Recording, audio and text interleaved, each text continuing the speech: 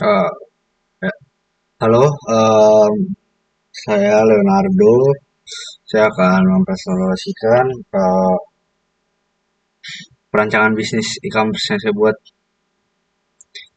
di program studi sistem informasi di mata kuliah e-commerce. Mohon maaf kamera saya mati karena em, sedang rusak kameranya. Saya sendiri Leonardo dengan NIM 2023 081052. Dosen pengampu saya Dr. Farizal, Dr. Safrizal. Eh, untuk bab satu itu ada perancangan bisnis e-commerce. Nah,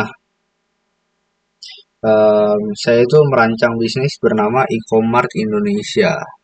Nah, konsepnya itu, dia itu e-commerce khusus produk ramah lingkungan. Untuk model bisnisnya sendiri itu ada bisnis to customer atau B2C dan customer to customer atau C2C. Di mana penjual lokal dapat mendaftar dan menjual produk organik. Nah, untuk value proportionnya menyediakan ekosistem belanja yang mendukung kelestarian lingkungan dengan fitur kalkulator karbon terintegrasi bagi pembeli.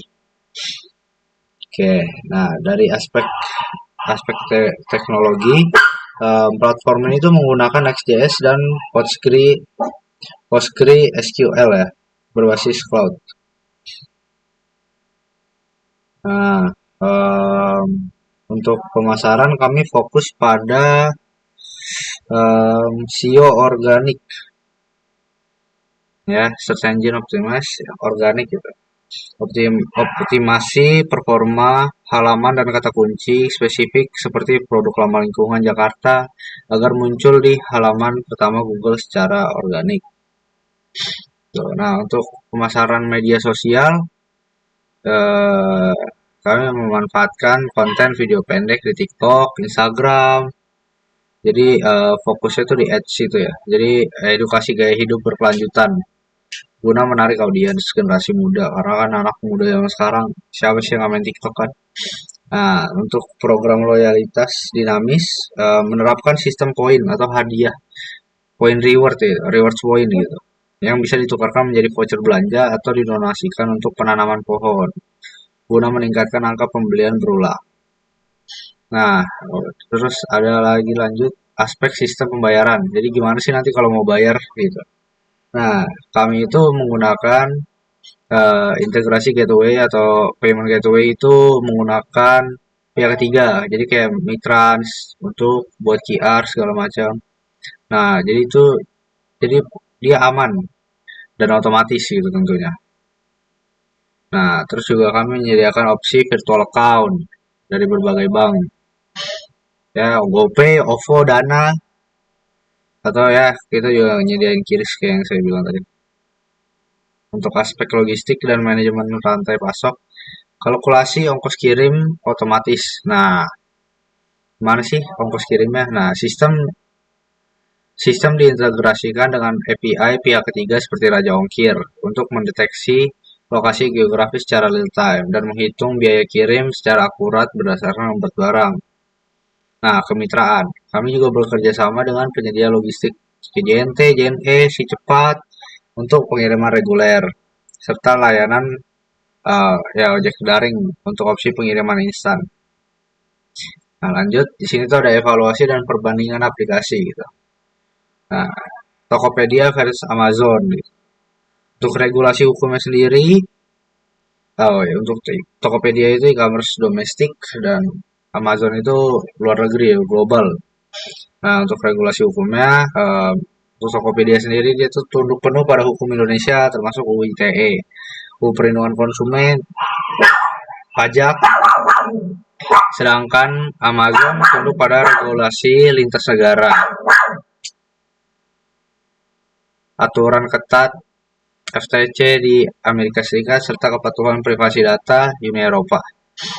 Nah, untuk keamanan sistemnya, di Tokopedia sendiri itu keamanan akun berbasis verifikasi OTP lewat SMS atau WhatsApp, deteksi lokasi login mencurigakan, dan penggunaan sistem PIN khusus gitu untuk transaksi.